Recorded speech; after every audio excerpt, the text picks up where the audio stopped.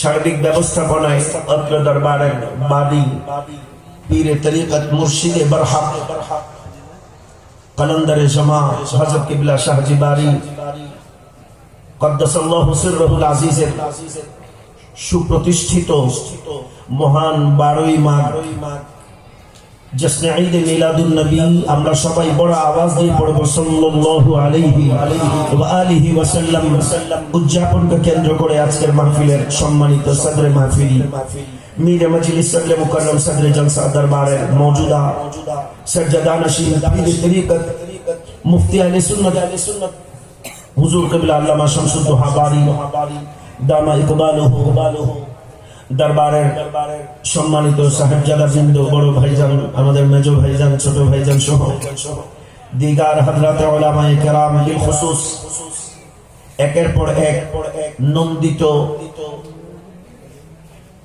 সুবিখ্যাত হযরত উলামায়ে কেরামের খিতাব দিয়ে আপনাদেরকে পূর্ণুর করেছেন।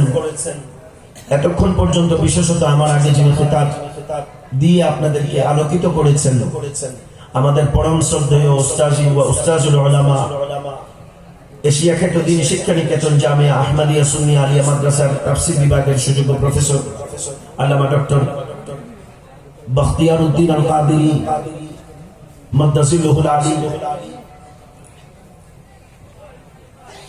এর আগে অন্যান্য হযরত উলামায়ে কেরাম তাকরীর করেছেন। রাত অনেক গভীর হয়েছে, আমি বেশি একটা সময় নিব না।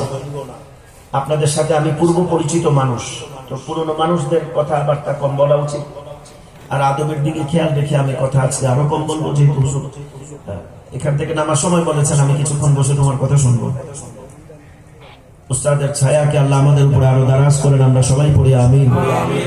হুজুরকে আল্লাহ শিফায়ে কামিলা আজিলা দাইমা তাম্মা নসিব করেন, আমরা পড়ি আমিন। খুতবাতে আপনারা শুনেছেন সূরাতুল মারইয়াম থেকে এক টুকরা আয়াতে কারিমা তিলাওয়াত করেছি।